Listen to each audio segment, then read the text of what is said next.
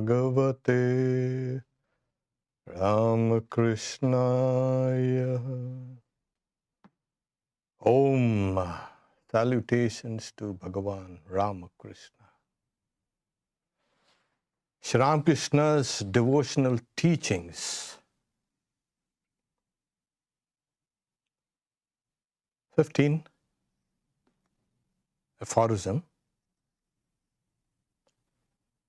In genuine love of God, there is no desire.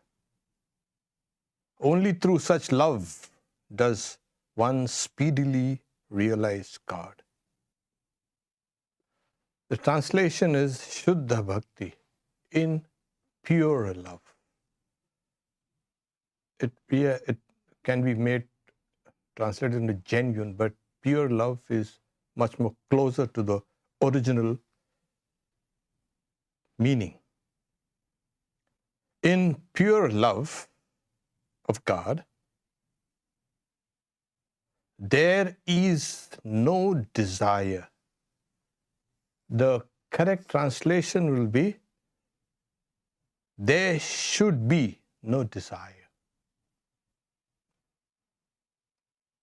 Only through such love, only through such bhakti, one can quickly, speedily realize God, realize Him, her. Now, in this pure love, genuine love, where is it? Well, it is there with you. And it is there with everything and everybody. It has not to be acquired. But then why don't we see, why don't we have that realization? Well, there are a couple of things. It's talking of pure bhakti, that pure love. In the Bhagavad Gita, the Lord says there are 4 classes of my devotees who are all virtuous.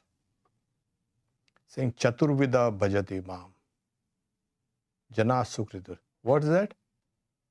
One who is afflicted, one who wants money, wealth, etc., etc.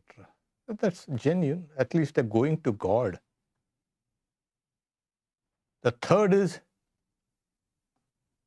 the seeker, one who seeks, one who wants to know. And the knower. Artho arthartho jignasu jnani chavrata. So these are the 4 classes of devotees. What makes love actually is genuine. I say, it's one of the most powerful forces in the world. People think money power, physical power, etc. is, or even an atom bomb. Love is the most powerful thing in the world. And you have it. And others have it too. But what makes it impure? Shuddha bhakti. Oh, we know what it is. It is the big ego that stands as a bar to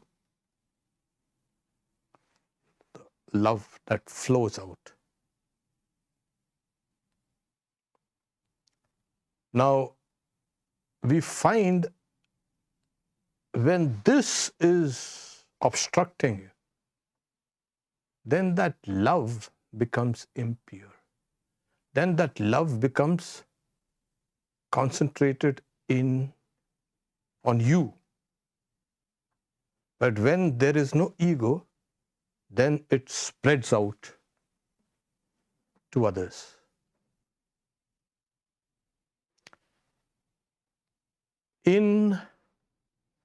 We just read this evening after Vespers, Swami Turiyananda saying, well, you dive in the Ganges, there are tons of water over your head, over you, but you are weightless.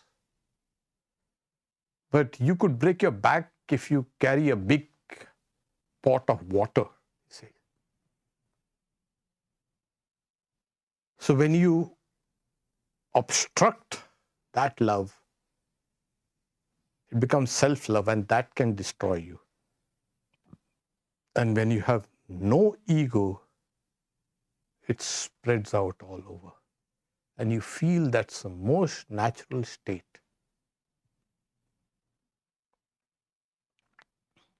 Now, we find that there is a genuine love, as well as that love which is good. So in the case of many things, we find that this love, when it comes to oneself, when you love something, and when you love something unselfishly, then what happens? It spreads out. That is the first condition of loving God. You just can't love God with that big ego. So what makes it pure or impure is either love is contracted, and when it is pure love, it becomes expanded. In the pure love, that becomes sullied, that becomes concentrated on oneself. And in that love comes all the other superimposition, hatred, anger, lust, greed, etc. And that makes the whole thing spoiled. So in pure love, how do you know it's getting pure? When your ego is being reduced and you can love everything and everybody. That is the test of purity. And in this, they say, there should be no desire. Well, but these 4 classes of devotees that the Lord says, those who are afflicted, they go to God. Obviously, at least they go to God. Those who want a little more wealth and they are in straitened circumstances. Poverty is a very, you can say,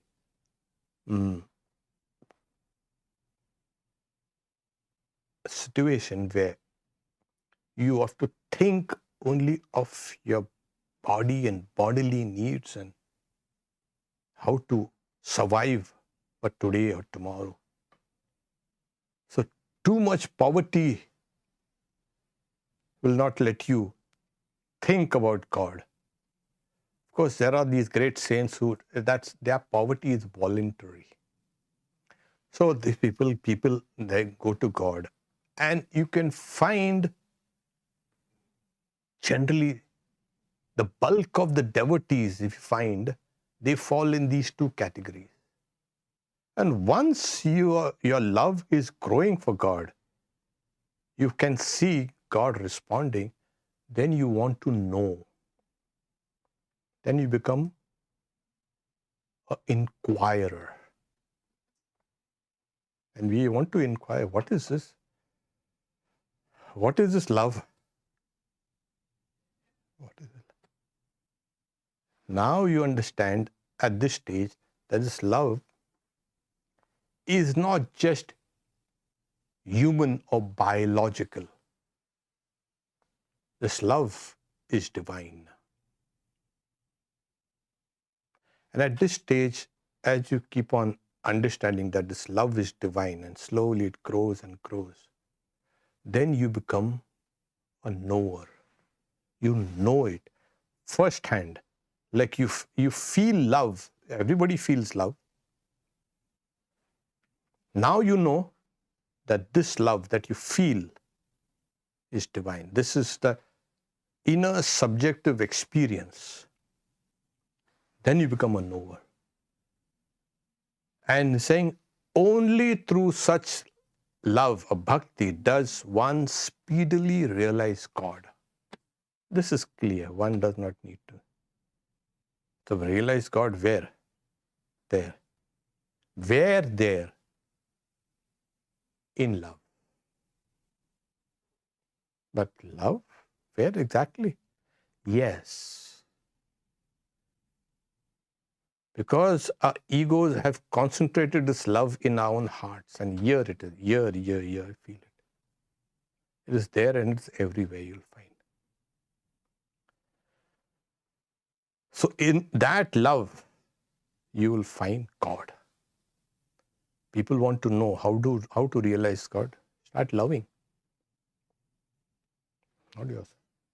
Others. And as I said, it's one of the most powerful qualities of a soul, of life. And we've been running after hundreds of other things which are unimportant. And while we have neglected this very great gift of life, God, and all religions speak about God as love. You will never find any saint or any incarnation of God who does not love. Swamiji says, yeah, he bound us all with his love. Every direct disciple. So one time Sri Ramakrishna was testing Swami Vivekananda. Didn't want to speak with him at all. And whenever Swamiji came to see him, he should turn his head. And then after 3 months, Sri Ramakrishna, why do you come here? I don't even talk to you. Do I come because I want to hear you talk? And then I come because I love you. And saying only a person of your caliber could have withstood all this neglect. I was testing you. So here it is. Sri Ramakrishna, all incarnations. You see Buddha, you see Christ, you see Chaitanya. Everywhere, it is just, they are marked by one thing, love. And you will find that the common people, the people unsophisticated, the poor, the lowly, the ignorant, they feel God's love, an incarnation or a saint's love. The sophisticated, they will start using philosophy to understand that saint or the incarnation. But here the poor people, they immediately feel, oh, this is a person who loves us without reserve. And that's why you see all these great changes coming, which is a good thing. Because if you have such a big intellect and you want to dissect what he's saying and all, you will not understand the saint or the prophet or the incarnation. Sorry. You can approach that saint or a prophet or an incarnation through love, then you will understand.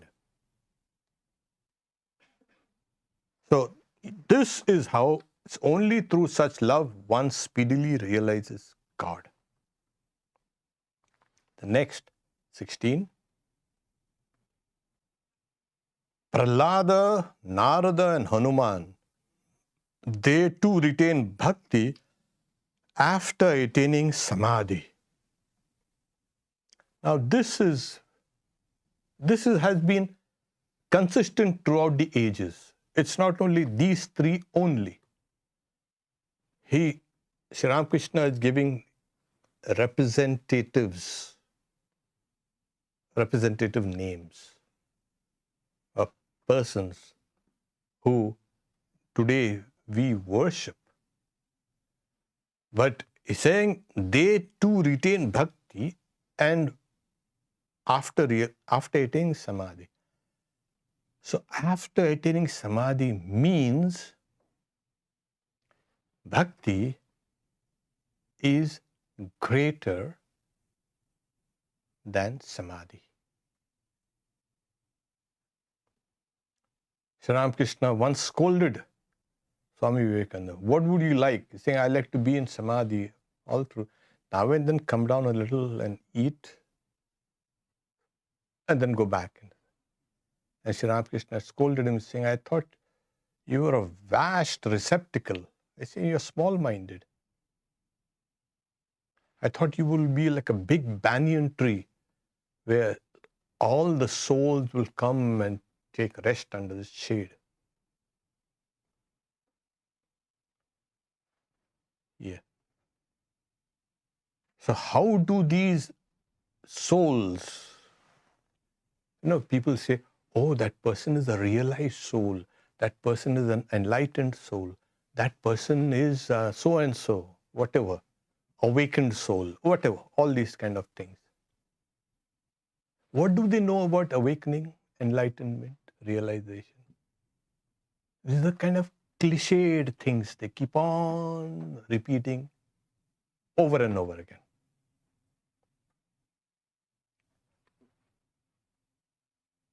You can understand them because they love you. You can feel that love and you are drawn to them. That is the only indication of your enlightenment. The enlightened people don't go around saying, I'm enlightened, I'm enlightened. They go on loving everybody. So after the state of samadhi, where even in today's reading in the evening, after Vespers, found Swami Turiyananda saying, the mind in samadhi annihilated. The ordinary mind that interacts with this world is annihilated. And what remains is the pure mind. The pure mind and then comes out. And this is where that mind which is pure, and that Sri Ramakrishna says, the pure mind and the pure Atman is one. So in this pure mind, which is the same as the pure Atman, what remains is love. So when you come down from the samadhi, the ordinary mind is annihilated. Annihilated, because all these small jealousies and hatreds and angers and envy and all these things, then what remains is the pure mind. And that pure mind reflects the Atman, God, the God within, that consciousness, and it is expressed in love. So when you say Prahlada, Narada, Hanuman, etc., you see how they were great devotees, real great devotees. We know who Prahlada. There are so many mythological stories written about him. Narada, he is found everywhere. Though he is considered sometimes a troublemaker, but he is also doing the Lord's work. And Hanuman, who doesn't know Hanuman? The great heroic servant of Rama. So these great devotees after samadhi, now what samadhi? There are various samadhis. Yes, even after nirvikalpa samadhi, when the mind just descends a little, they retain bhakti, love for. There are various instances. We won't go into it. Madhusudan Saraswati Advaita Deva Sundaram. It is even more beautiful than Advaita, the loving God. Yes, where you see everything as at one God. So you hold on to this bhakti, you hold on to this love, and you keep on loving God who is in all beings. And in the case of Savikalpa Samadhi, where there is a slight trace of identity, the identity is, I am God's child. I am God's servant. I am a part of God. That also is a state where once you come out of that samadhi, you retain that. It's a transformative experience. It is nothing like what you hear or you can describe. It's indescribable. And the idea is your ego, the self, the identity of the self has gone, and it is replaced by the identity of God. So God comes and sits down. Yes, he sits down. Hanuman ripped his chest open and showed that Rama sitting inside when he was accused of not knowing anything what's the value of things. So similarly, how does God sit within? Oh, he sits down as love. But it is so abstract, so intangible. Who said so? It is love that moves the world.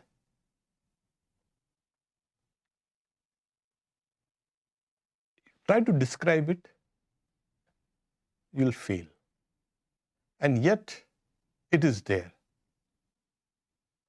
In the case of these great devotees, it has become tangible. So how do you make love tangible?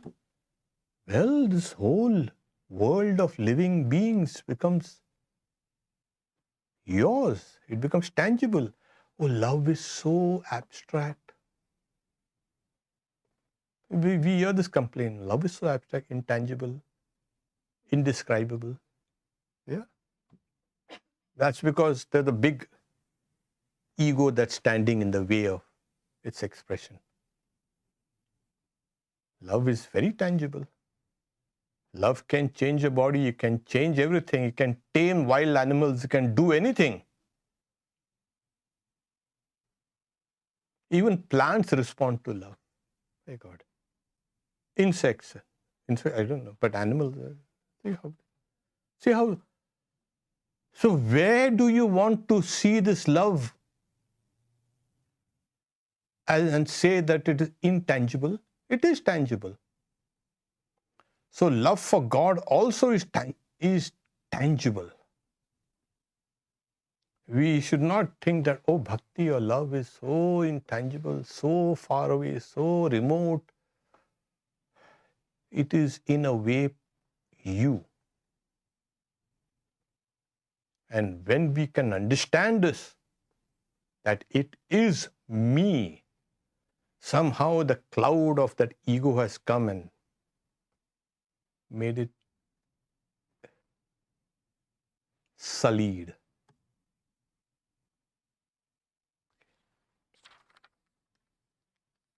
This is the first verse in 3rd chapter.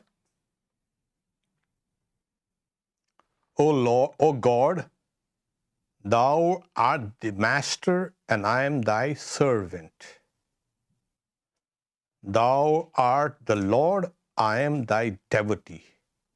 By practicing this kind of I consciousness, one ultimately attains God. This is called Bhakti Yoga. So here you say, what is Bhakti Yoga? So we are talking about Bhakti Yoga. You have to build up that first a relationship. Sri Ramakrishna is very clear.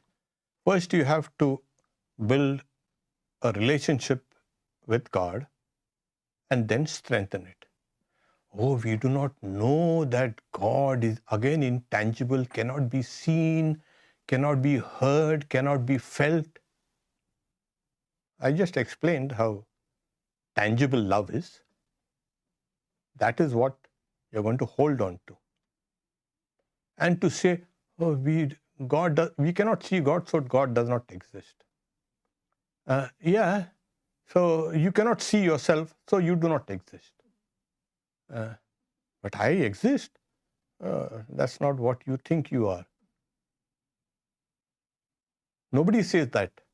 Everybody says I exist and everybody else everything is an illusion.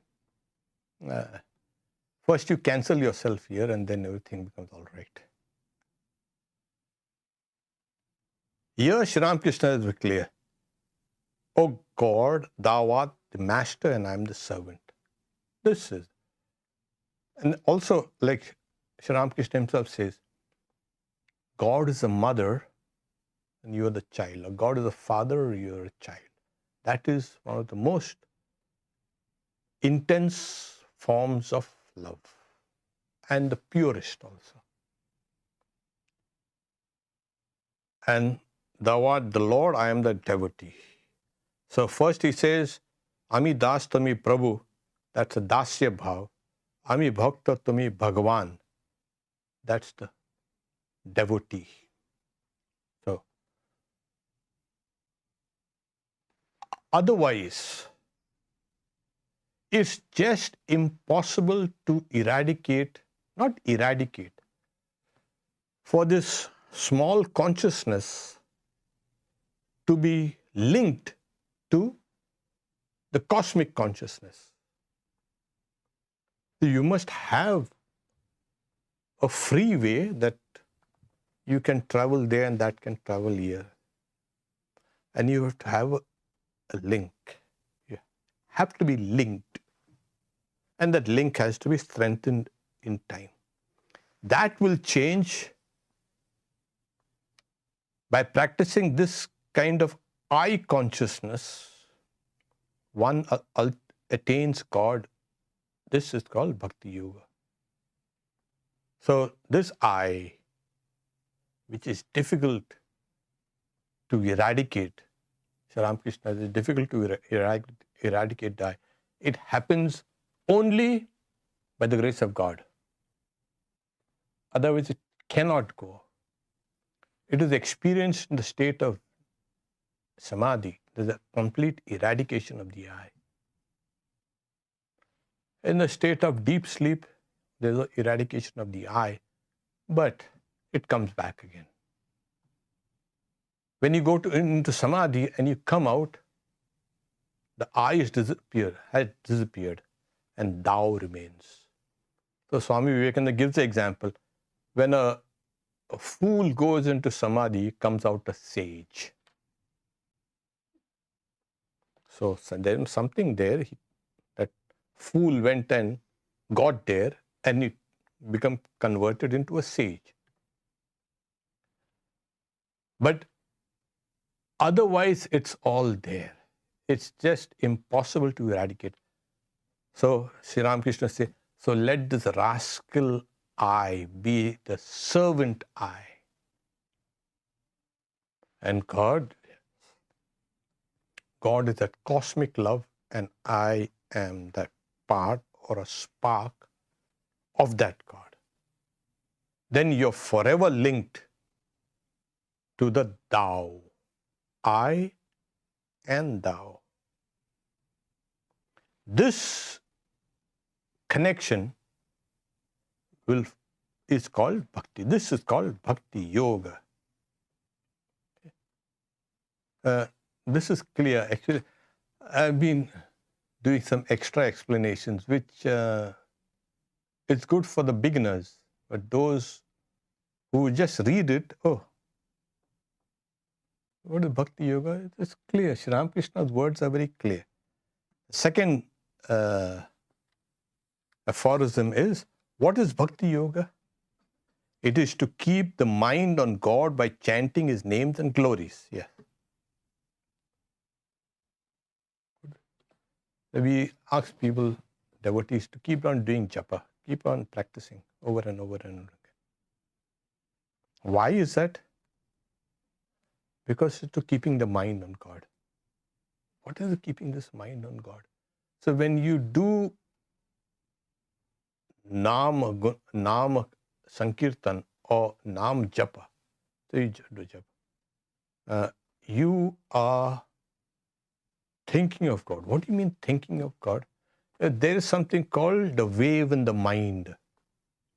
The wave in the mind has taken the form of the name and form of God. Every wave has a name and every wave has also a form.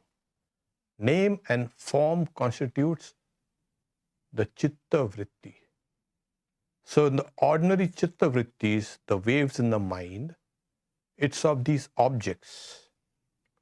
So replace those waves in the mind with the waves of the name and form of God. And then you're thinking of God. Your mind is one with God, is to keep the mind on God. And then what happens? One wave rises. Say it's a wave of, the name of the wave is Ramakrishna, and then the form also of Ramakrishna. So wave of Ramakrishna rises again, same wave, rises again and again and again. And by the time 2 or 3 times it has risen and fallen, there has been now an impression, a memory of it. And as you keep on raising that same Ramakrishna wave over and over again, you're laying down layers and layers of memories. So anything and everything can awaken that memory. So your conscious mind gets full. Your subconscious mind also becomes full of those. So that is keeping the mind on God. And later on, what happens is the entire mind will take the name and form of Ramakrishna. That is called Savikalpa Samadhi or Bhava Samadhi. So when the whole mind has become one wave,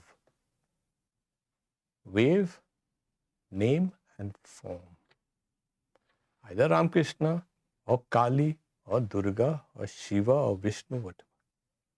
So only one wave rises. All the waves, like Swami Vivekananda gives the example, when you see a huge wave on the shore, it's a result of many smaller and smaller waves, tiny waves that coalesce and make it a big wave.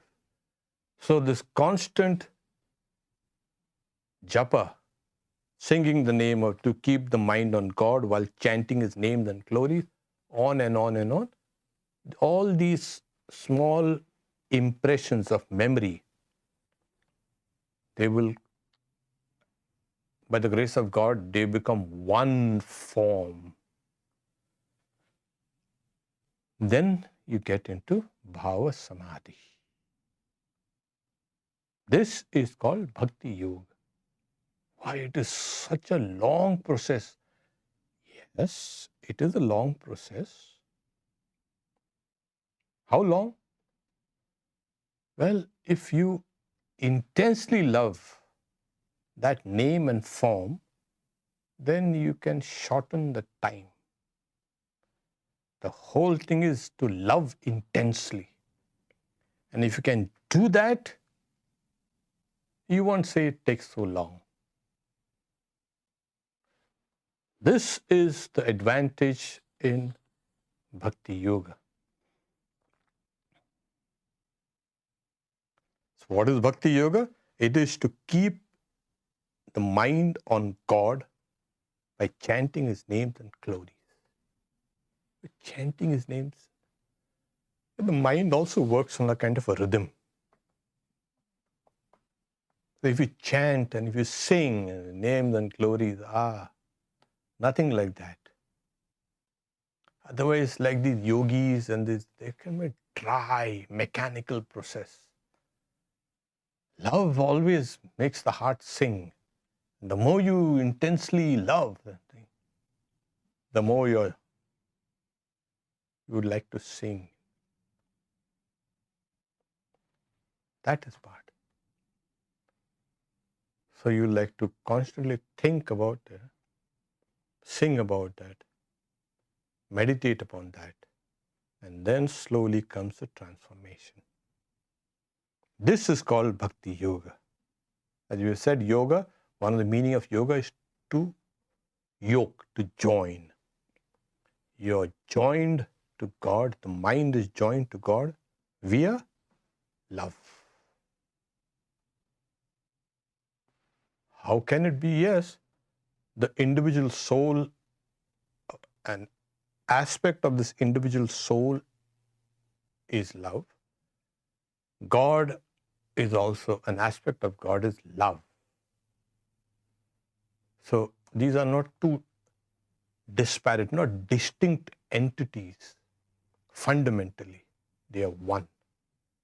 And then it's a mind that has intervened, the worldly mind that has come as a kind of a veil between. And when this mind is transformed with the singing the names and glories of God, then the veil drops. And what remains is just that love. Just a particle of that love, the sages say, makes the person mad. Mad for God, of course. Just a particle. This expression.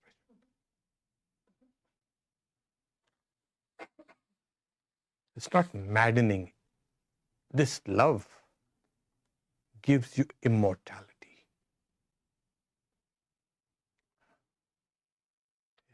Otherwise, you're just another mortal. This gives you eternal bliss. This is what is called Bhakti Yoga. We stop here for now.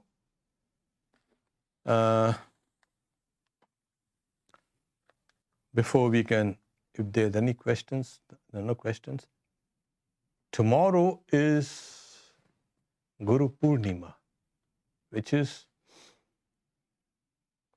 it's a birthday, it's considered the birthday of Veda Vyasa. And it is on this day that all gurus are venerated. Those who have been initiated and those who have not been initiated also by Swami Bhaskarananda, welcome to come and offer their pranams, which is extremely important, by the way, to meet one's spiritual teacher, the Guru, on this day, between 11:30 and 1:30, and between 4 and 7 or 7:30. Come and offer your salutations. Tomorrow also at 7 is Gospel of Holy Mother. It will be given by Swami Brahmatmananda at Tapovan. It's also online and in person. Friday is, after a 2-week break, we are coming back to self-knowledge, 7 p.m. Saturday is a monthly retreat. So we have this retreat from 1 to 5. It's a 4-hour. We have a small potluck break in the middle. And Sunday, we have a guest speaker, Mr. Kaushik Roy. And his topic is Karma Yoga in the 21st century. How to serve when the world feels broken. He's a very erudite devotee, long-time devotee of And also, he has been practicing this particular thing. He's been serving in a broken world, and how to do it, I'm going to tell.